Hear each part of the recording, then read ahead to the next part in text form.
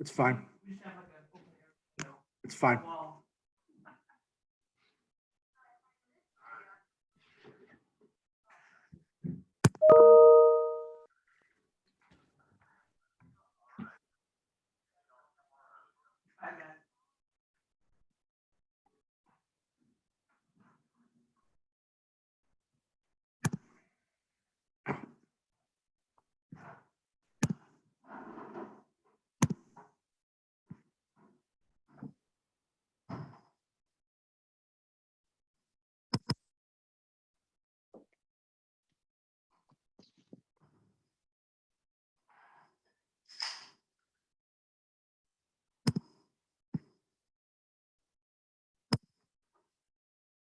Good morning, everyone. Morning. Good morning. What do we have on here? Marty, Kyle, Holly, awesome. All right, I'm just trying to get my video here. Let's see. Every time I log on here, it's a little different. Let's see.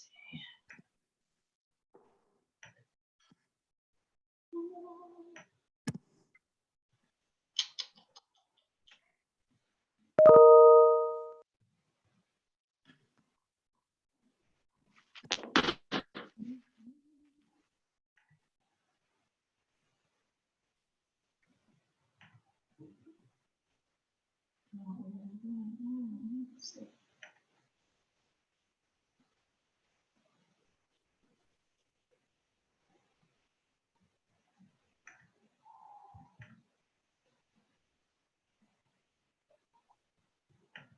Oh. Do you guys have everyone's face like usual? I can't get everyone's face. You gotta hit stop share. Stop share?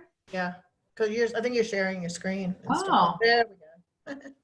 Good morning. I'm like, well, that red light blinking at the very top.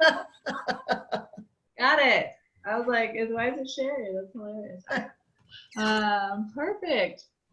Well, good morning, everyone. I just thought on the days that we didn't have training, it'd be good to hop on here and throw ideas back and forth, what we're seeing, what we're hearing, answer questions. So either myself or Kit or Ben or all of us or one of us will be on this on the days that we don't have Mojo or Tactical Tuesday or sales meetings. So we're working on getting that schedule and all the meetings set up here. Tess is working on that as we speak. So Awesome. yeah. So Holly, you're in the know with the company out in Atlanta and probably a few others being in the industry 20 years. What are you hearing today? So, you know, I think everyone's really just trying to stay positive as long as people are able to still move about and do things. You know, I'm just encouraging everybody to just still make connections. I think a lot of the uncertainty is going to come with people being how they feel about their jobs, you know, but I really think with the positive news that there may be a treatment, this could turn around in a positive way really quick. Right. So I'm staying hopeful that they'll really fast track that drug they're using for malaria, which interestingly enough, my mom is already on for something else. So I feel like good because she took a spill at the dog park and her whole face is completely black and she broke her nose, and that made me very nervous. But then she's like, well, don't worry because I'm on that drug they're now trying to fast track. Oh my So God. I think we could have some good news coming out if all moves forward. That would be just tremendous. So I'm just trying to stay positive. I think we all just need to be talking to people, doing what we can. I know that I did not attend the sales meeting, so I'm not sure what all was said about open houses. And, you know, on Tuesday, I just kind of had checked the MLS. I'm getting tons of notifications for new listings. And so I still feel like things are moving forward as long as we're able to move about and they don't do anything drastic with our ability to continue to work. Yeah, I think I'm hearing the same thing. We did actually have equity title pop in our management meeting yesterday again too with another update. They were the ones that updated Monday. And they said, it's business as usual. They put some steps in place, but and then Megan Aller hopped on, and we had Nicole Ruth on our sales meeting, and everyone's saying that, everyone's trying to just keep this as normal as possible and if we get to a point where things are shut down, then we might have to readjust. But right now, to just do what you can. Yeah, I'm feeling encouraged. Yesterday I don't think I was encouraged, but today I am encouraged. So I kind of feel a little roller coastery. Anybody else feel roller coastery? I think you're just feeling like you live, each and every single day like we all do. And, there's nothing you can do about it. One of the things that I said at the end of yesterday is if you're not prepared, then if you're not aware, then you're not going to be prepared. So, just, take every day as well as you can and everything. And I totally understand that roller coaster feeling. Mm-hmm. How about you, Marty? Yeah, it's a roller coaster. I was in Wyoming the last 2 days, handling some stuff up there, and I don't know, still trying to keep the normal pace of work, but I have other things in my life that I can focus some of this time on. So I went and handled that. Took care of some chores up there, and really what it boils down to is getting some stuff ready for summer, trying to get excited about summer and doing things that are going to make my summer better when this is all over. It was kind of what I did the last couple of days. Yeah, I think that that roller coaster is easy to get on, and that's why Holly, you missed us yesterday, but I've had her in the works a while, and I brought her on and introduced her. We have a new director of energy, just to kind of, she did a little short 3-minute meditation with us, but sometimes that 3 minutes of breathing and taking a couple deep breaths, stepping away from this craziness is enough to keep your head straight and what you need to get through here through this time. But I think it is a roller coaster, and I think you have to, just like Marty said, he's getting his priorities straight. We've all have things that we need to do personally, but I think as long as we're lead gen, doing something, reaching out to clients in some way, or doing some kind of post or a video, reaching out to the buyers that you've had that we're going to maybe be summer buyers, just to kind of have a conversation with them so that they don't jump off the fence too early. That's this time is again about just building those relationships. And I've even been doing, all my messages have been via video, even if I would have usually just texted, again, just to add that little bit of personal touch, because there's so much isolation right now. That's a great idea, doing videos. Does anybody still have, who's got listings, talking to your clients about current listings? I definitely need my mentor set up so that I can get a listing. I've had one in the works. I still am talking to the owner to see if, he really wants to go through with it, but I definitely need my mentor all set up. Yep, so and I've got that. We that. Talked about that at management meeting yesterday, who's got capacity and where they are. So I've got a call in to 2 of our agents today that weren't on that meeting, just to see. They were actually, I tried to reach them this morning before I even got on here. So we'll have something for you today for sure. Thank you so much. Happy to hear it. Yeah, of course. No, that we know that's an important start to get you rolling. I've got one listing. I've had 2 showings on it this week. And the seller wants it sold, so he's fine letting people in. He works from home. I have another one that I was supposed to list this weekend, and he doesn't want anyone through. So I'm going to do a little trick. I'm going to pop it in the MLS with no showings, and then pull it back out just so I can get the buyer prospect list. And then I can reach out to all the agents that have buyers that fit that need, so I can be doing some marketing until he's ready to let showings happen. It's a strong move, Angela. Huh? That's a strong move. I like it. You got to do what you got to do. I don't know how the MLS will feel about that, but I'm just going to say he had to, change of heart, because we were supposed to list it, but I figure if I can get that list, then I can start calling people. And I was one of them. Last week I did a virtual walkthrough, just because I had a feeling what if I can't get people in here? I knew he would be, if this escalated, he wouldn't want people through his house. So he was the one I mentioned the sales meeting I was talking to at 10 o'clock the other night, just because he called and he's, lives at home, and I knew he's probably a little lonely and just wanted someone to talk to about everything. So, I got to kind of take those calls. Usually I would have waited and called him back the next morning, but given the circumstances, I just grabbed it. Yeah, I had said to my husband, we have a friend who lives in Cherry Creek, and she's in a condo complex, and she just she ate out almost every meal. And I just happened to say to him the other day, I said, oh my gosh, I wonder how Carol's taking this, because she already worked from home. Like, she already had a work from home, unless she was at a conference. She's in the insurance industry. And it just got me thinking about, you're right, people that, I have my husband and my dog, but people that are like single and, are really isolated, I'm sure, they probably, like, I would kind of go through my list and think about my friends. That's what I was going to do, like, today and tomorrow, because I'm going to have some snow day here. Just thinking about the people that are home alone and just maybe giving them a shout out. Hey, what are you doing? My friend posted that she was doing puzzles, but she's, by herself. And so it's just another, reach out. I think that is probably a good idea, because a day could probably feel like a week when you're by yourself. Yeah, I think that gives me another idea. I saw this thing, and there's a bunch of museums in New York City which are open this week for like virtual tours of the museum. So again, just something like that, like posting it on Facebook to, hey, if you're lonely, you're looking for something to do today. How cool is that? I was like, I wish I had the time to do that right now, but to be able to go, do a virtual of all those museums. So I do think I've been trying to write a text message that it's super customizable, where I can just change a couple things in it, so I'm not recreating, a new text message and then just sending that out. I've been trying to send it to 5 to 10 people a day, just checking in. How are you doing? Do you need anything? Call me, whatever. But again, those are those little things that we could still, like Marty says, still go take care of what you need to take care of personally, but do your hourglass, as Holly would say, right? Your 1 hour, do at least 1 hour of some kind of lead gen, reaching out to people. And maybe in this time you'll get in that habit, and it'll really propel your business forward once we get out of this.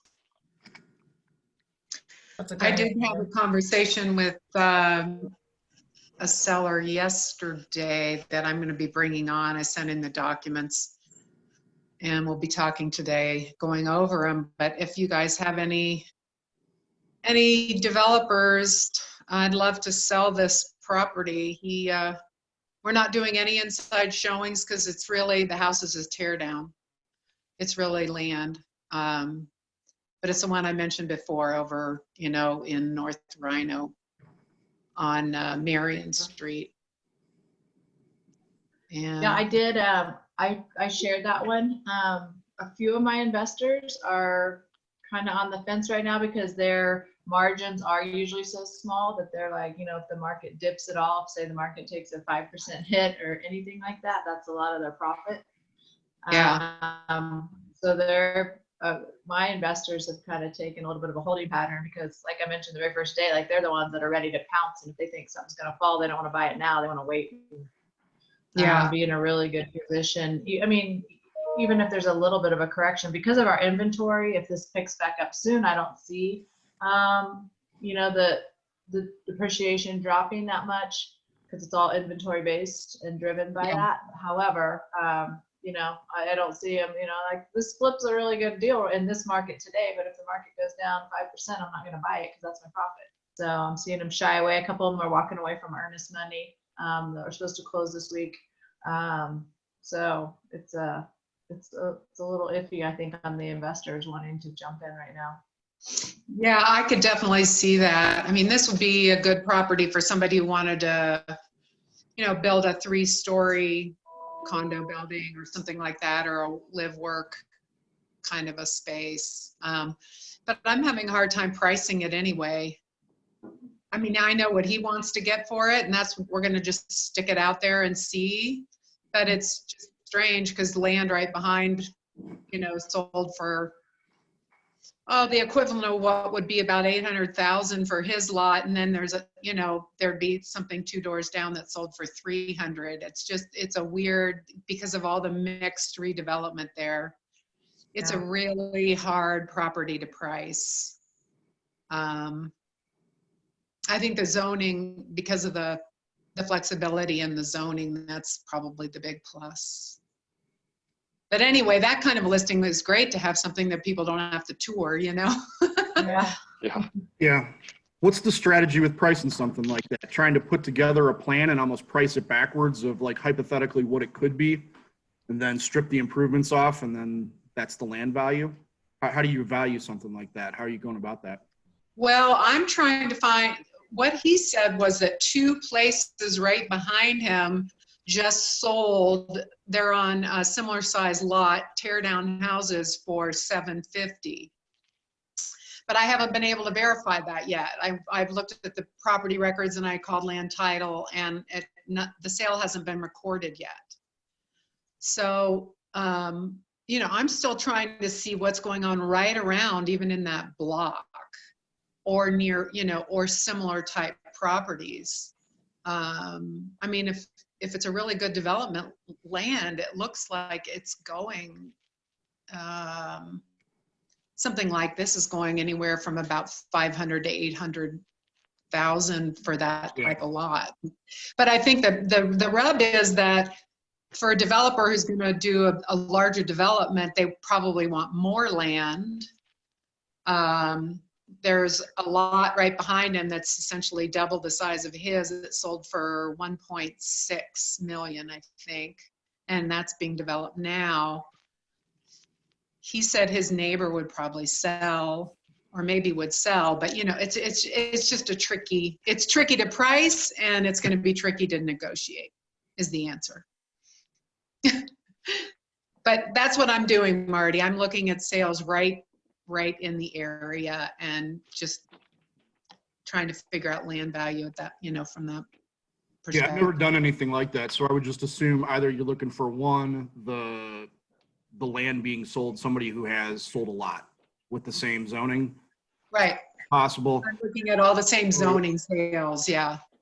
And then also looking at somebody who's executed a development, and then, you know, you can kind of strip the improvements back off and see what the, you know, the land was then.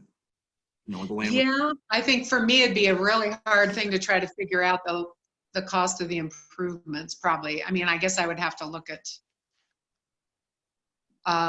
what they got the land for, you know, what they're selling, whatever they built for, and try and work backwards from there. But having not done this before, it's going to be a challenge. Yeah, if you have any insights, Angela, that'd be awesome. Okay, I was muted. So I have a similar situation, it's just that it's for like a 20,000 square foot lot. I've got off I-25 in Yale. But I did have, I worked pretty closely with a builder on figuring out what a developer would likely build there. And then what all those, like, you know, we did the whole analysis, you know, how many units it would have, what the price of those would be, what the going rate of that whole project would be, and then kind of reversed it, what would they actually pay for the land. So it was a pretty, I actually had a couple of commercial people help me pull that together, as well as the developer. He had an analytics gentleman on his team. So, but this is a pretty big, I mean, this was like a $15 million project. So it's pretty complicated. However, I do think that's one way to look at it. And I wanted to go through the developer because they're the ones that are going to purchase it. So just, you know, I gave them a scenario, you know, if this is a situation, what would you pay for this land? Yeah. If that helps at all. But yeah, it's quite a bit That's of what sounds like that's what Marty's really talking about. It is, but I didn't say it very well at all. That's for sure. No, I understood. Really well. I knew exactly what you meant. Yeah, me Yeah. too. Yeah, but with this, I think you can, just based on the location and so many sales around there, you know, you can, I mean, I think you could have a couple different ideas of what type of project would be built on the land. Yeah. You know, and then it's just, it's highest use. Every single builder is going to find the highest use for that piece of land. So, Right. you know, if it's a fourplex, an eightplex, you know, whatever is going to be built on. So. Yeah.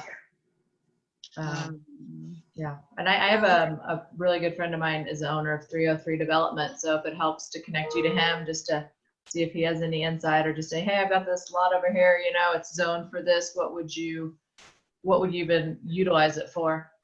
That would be great. Actually, I think I've met them.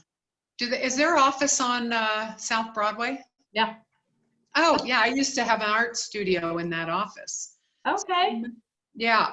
Greg Crom is his name. Yeah, Greg Crom. Right. Yeah. Right. We went to college together. We go way back. Oh, yeah. I could actually just go over. Is his office still there? I haven't been over in a while. Yeah, it I is. could just go over. That's walking distance from my house. I could just walk over and talk to him about that. That's a great idea. Thank you for that. Yeah, of course. All right, what's everyone else seeing? Anyone got a hot topic that they want to bring up? This is really just for you guys. And like I said, as this unfolds, you know, we'll have some guests pop in anytime I've got someone that has market updates or updates from title or lenders. But this is really for you guys, questions you have, things you want answered, or anything we can do. I did want to just remind everybody, if you're not on Buffini's email list, I really like Brian Buffini. He usually has really good speakers on his podcast, and he's doing a podcast today. Yeah, Yeah, I did not listen to it yet, but it's about the housing market and just projections, but he has such good insight. I mean, the thing he did at the beginning of the year, I thought was phenomenal. So it may be worth, you can just go on to any podcast viewer and just hit in the Buffini show and the Brian Buffini show at any time today and give a listen. So just a suggestion. I'm gonna listen to it at some point.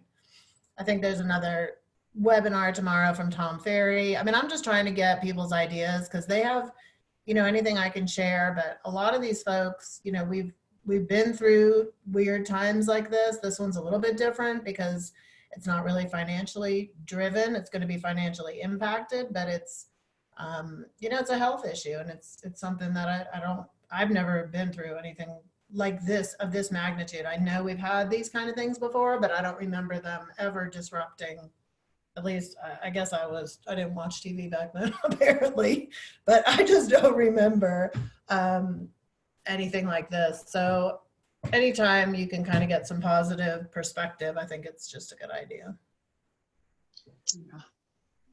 I noticed this morning in my email box, like everyone's figured out the Zoom thing by the end of the week. Seems like there's a lot of things going on tomorrow. Land title's doing an update at 9.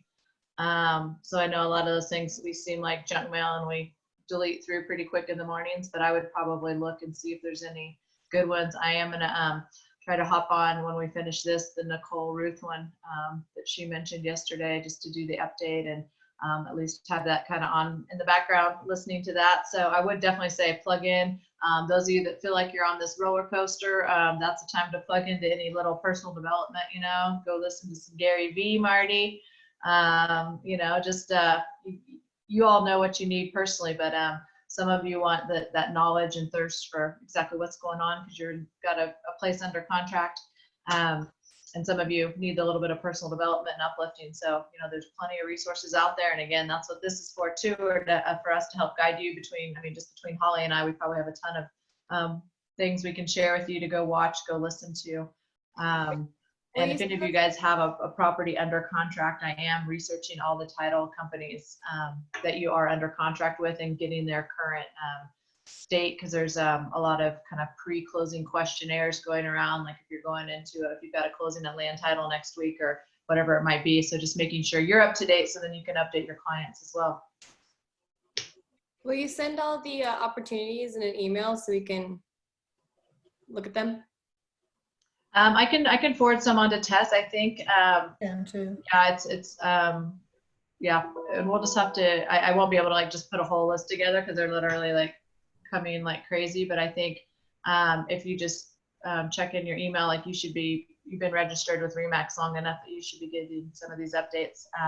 And then we'll definitely keep you in the loop. Or Shannon, if you're looking for something specific, like, hey, I want something on, you know, marketing or lead gen or whatever, we can help you with that for sure. But I know Nicole Ruth, who spoke yesterday, hers is at 10:30 today.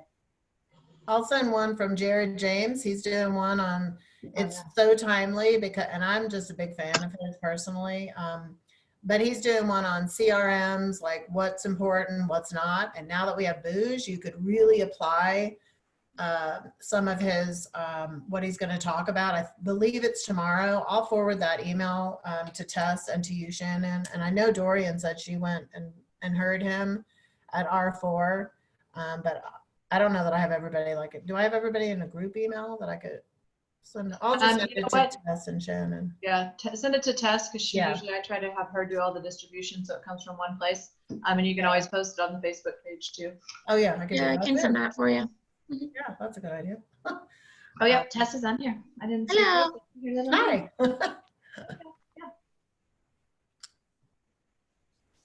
All right.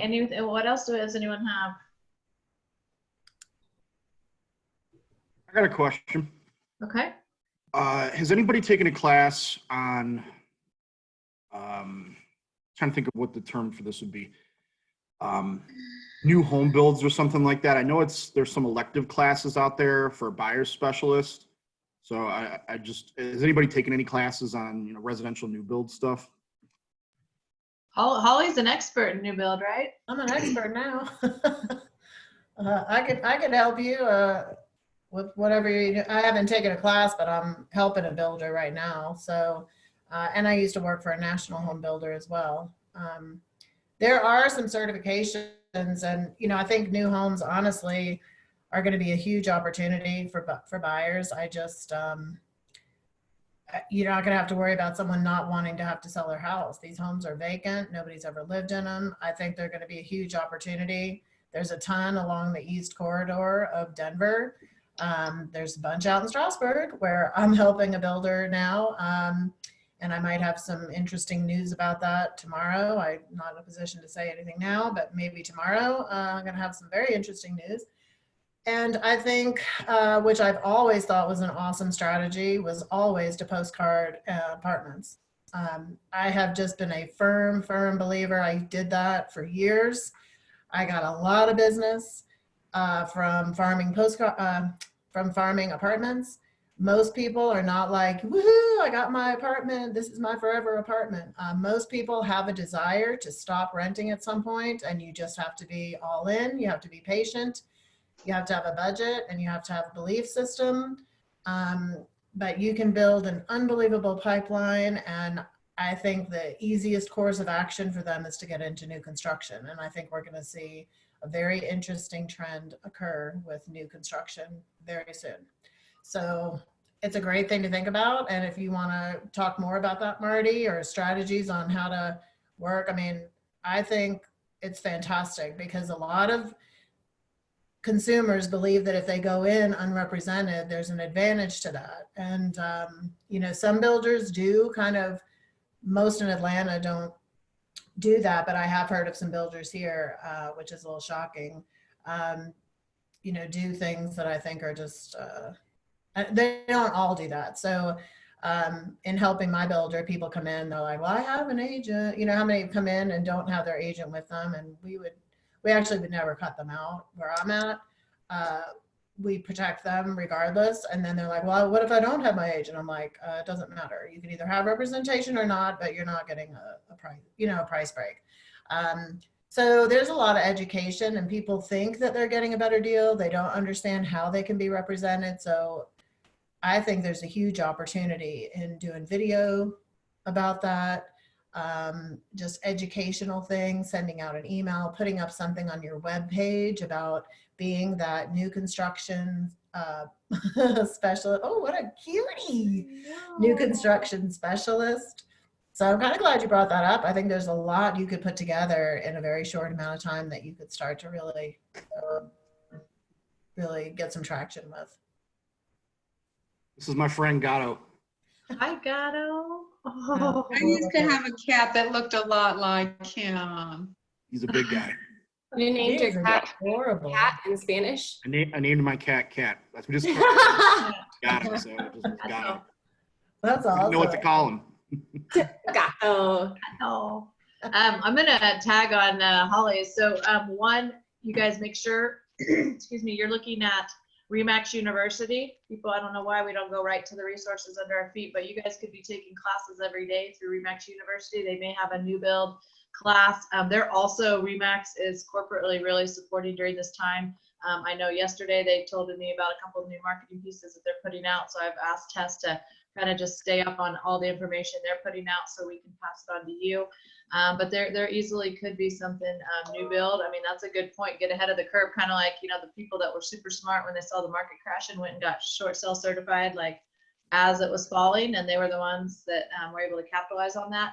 And then just remember too, in our buyer book, we have a full page, full marketing piece on buying with a new build and why you want buyer agent representation. So there's a marketing piece already pre-made for you that you could tag on and use if you're doing any of that marketing to apartments or posting something on Facebook or anything like that. I think the new build aspect for new agents is super important.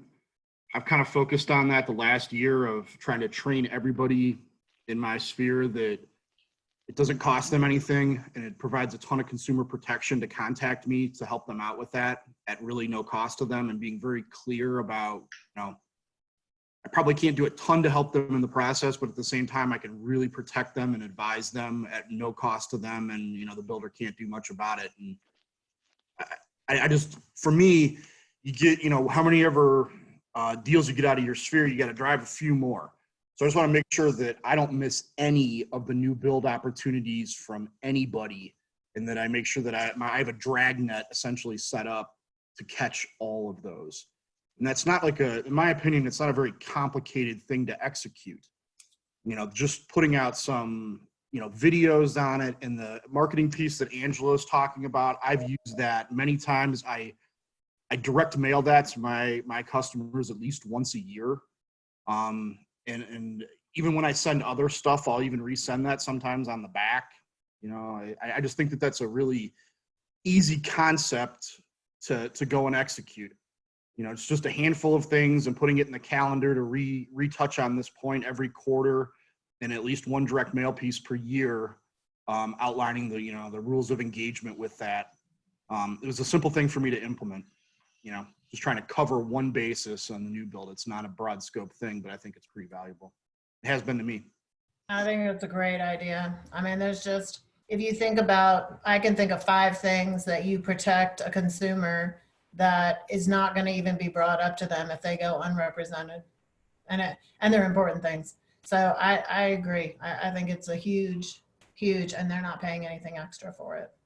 And another point to kind of make on the whole new build process to try to sell yourself and getting involved in the process is kind of educating your sphere on the rules of engagement of lending when it comes to new builds, because it's different with you know, the rules of engagement with the lender, where they can discount, you know, with the lender and kind of force you with some builder incentives towards using their proprietary lender.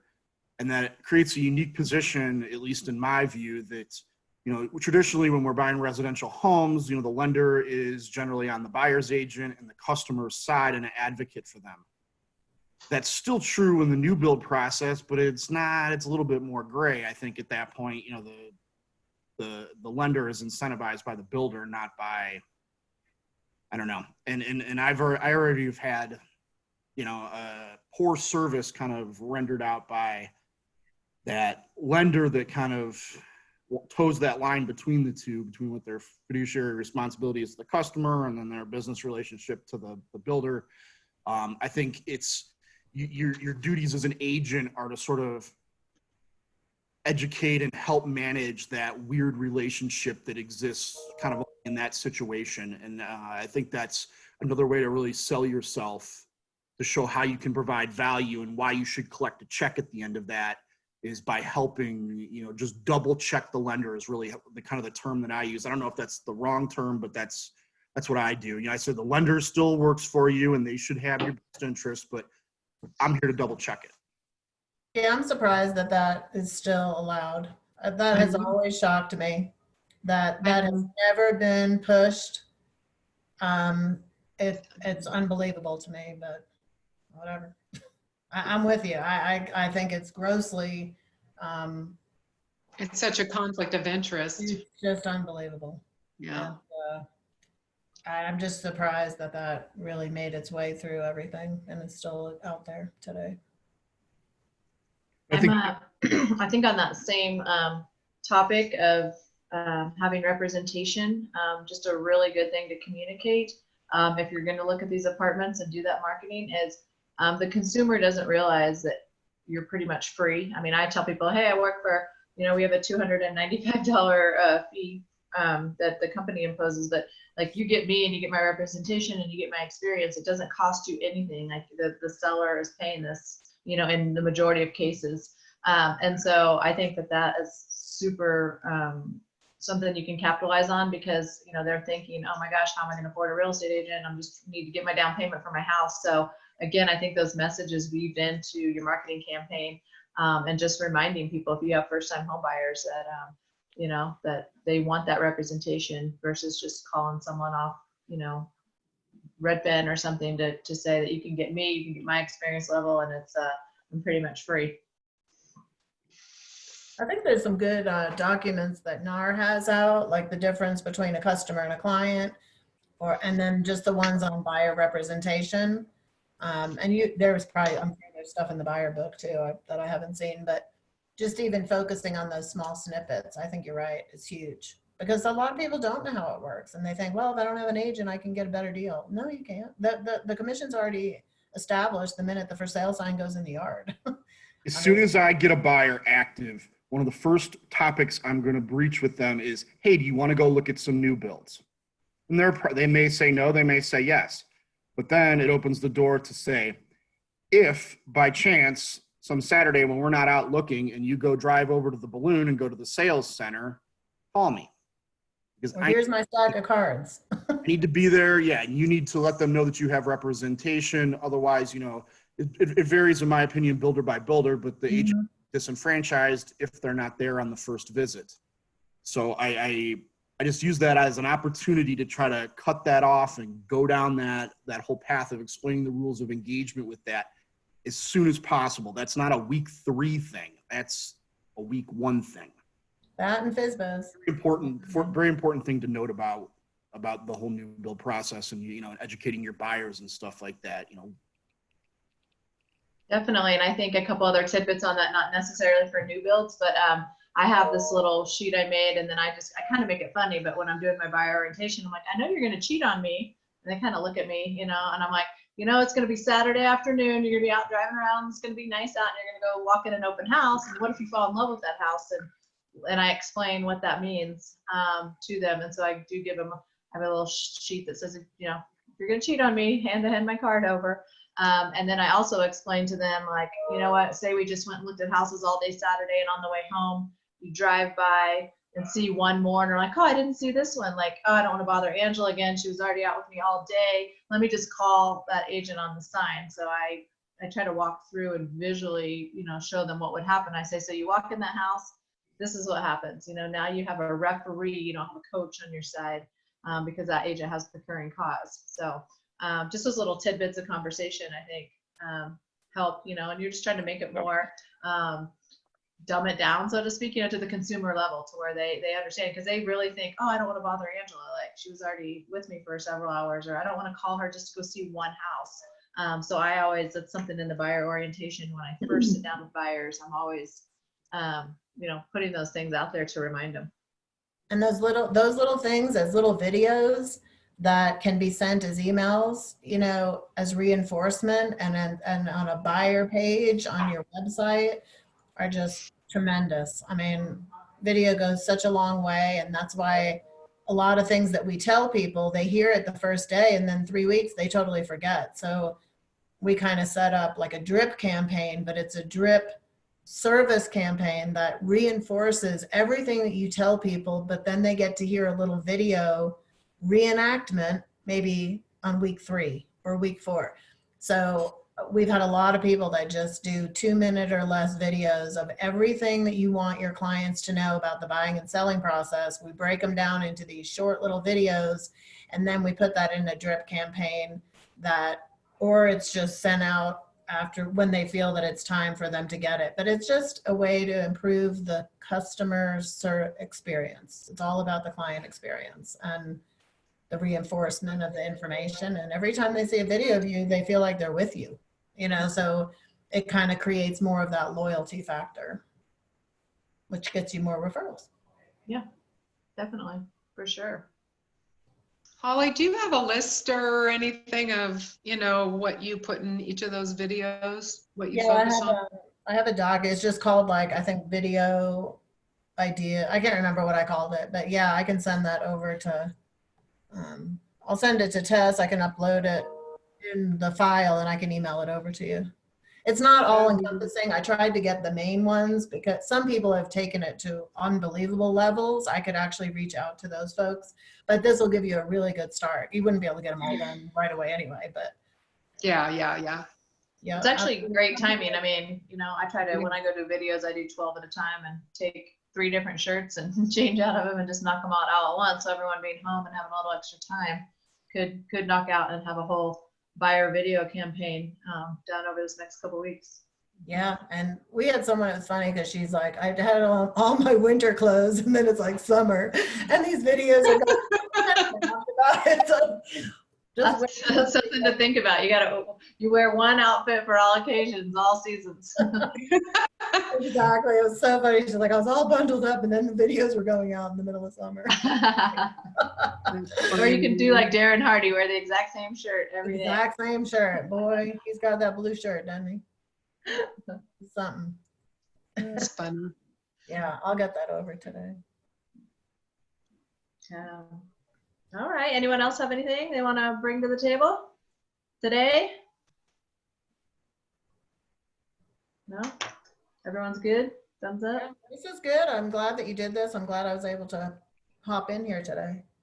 Yeah, so we'll do another one tomorrow. I just felt we had the momentum going with seeing everyone Monday, Tuesday, Wednesday at training. So then, like I said, next week we'll have Mojo Monday and Tactical Tuesday. Since there's no sales meeting next week, we'll have this Wednesday, Thursday, Friday, and we'll just keep rolling it out and have the schedule for you guys.